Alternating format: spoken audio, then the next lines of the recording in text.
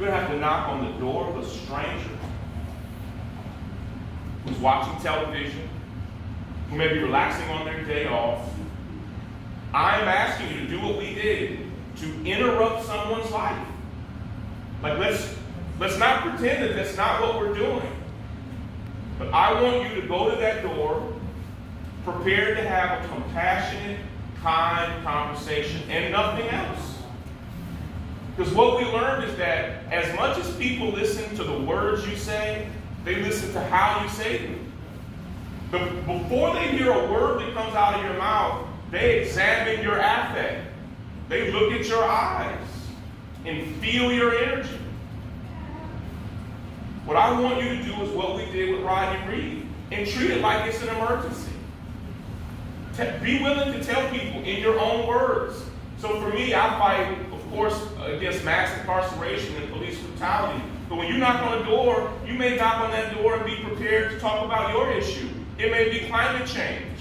It may be global warming. It may be education. Right? Whatever your issue is that you know Bernie has a policy about that's just better, be prepared to share your story. Do it with your whole heart. I want you to flip the switch. If you were in an actual emergency and had to knock on someone's door to tell them, what would that sound like? I want you to be like a half a step before crazy. Where when you leave, I want somebody to be like, I want them to remember it. Like, wow, I never thought of it like that.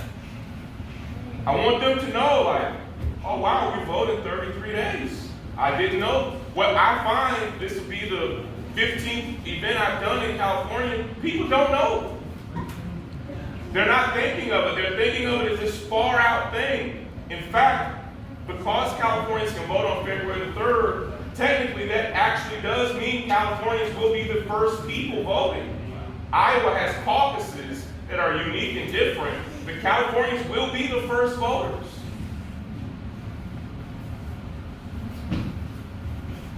Can you win over your friends?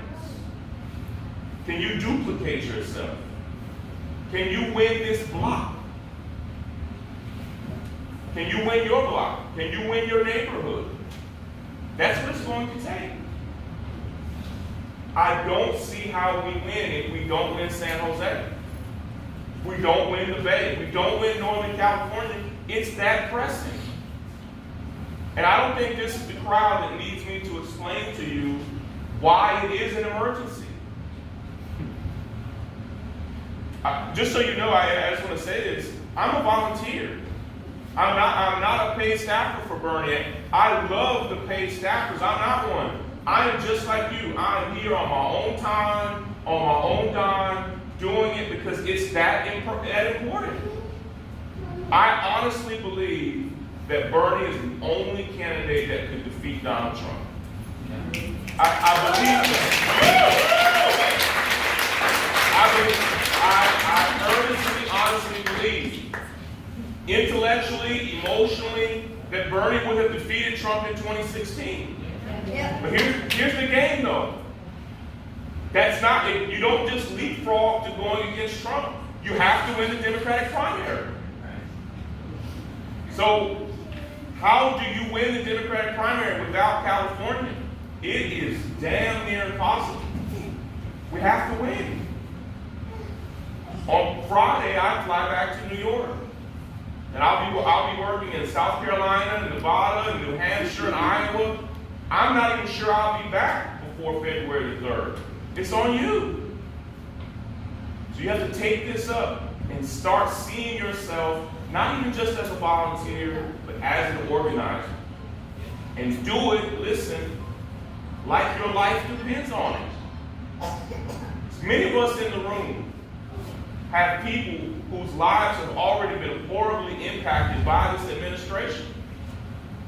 We have a candidate who has policies that he has fought for his entire life that will provide health care for all people, including undocumented immigrants, including the homeless, all people, with health care, everybody.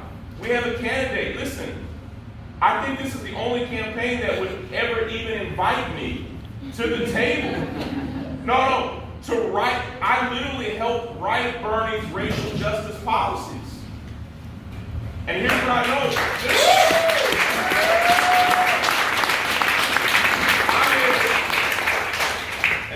I'll close with this.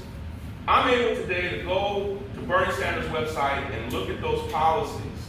And what Bernie did was he assembled teams of people like me, people who are doing the actual work. He assembled those teams for education. He assembled those teams for the environment. He assembled those teams for housing, teams of specialists who looked at wages, who looked at every possible issue. Up and down that look, he assembled a team of affected, impacted people to look at immigration and craft the policy. And I want you to understand, it blows my mind. Bernie then can now speak to people forwards and backwards about every one of those policies. He has not only put his flavor on them, he has adopted them and made them their own. His own. They are the most progressive, audacious, compassionate, humane policies any president has ever put out. And here's what I know. It's going to take a movement to take them from being policy ideas to being policy. And that's what we're doing. How many of you in the room won't be able to vote in the next election because of your age or status? All right, I see some children in the room, right? I see others in the room. 3 of my children can't vote. Many of my friends who don't have status to be able to vote can't vote. Listen, I think about them when I'm doing this work. When I'm on my way down to Oakland, we're going to go to an event here shortly for Oscar Grant, who was murdered by police in Oakland on this day in 2009. And his family still today deals with that devastation. He should, for all intents and purposes, just be one of us. And he's not. He has a child. And if you don't know that story, Oscar did nothing wrong. He broke no laws, no rules, no policies. He was unarmed and nonviolent, and in fact, had completely gotten on the ground for no reason to submit to the police when they shot him.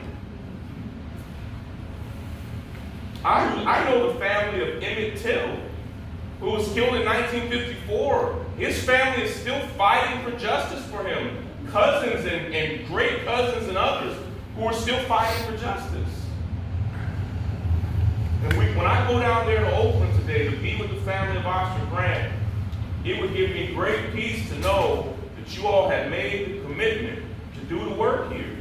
That's why I'm here, is for you to make that commitment with your whole heart. And we can win San Jose. We will win San Jose. We will win this zip code and all the zip codes around it. We'll win this block and all the blocks around it. But it's not going to be magic. Last thing. Stop arguing with trolls on the internet.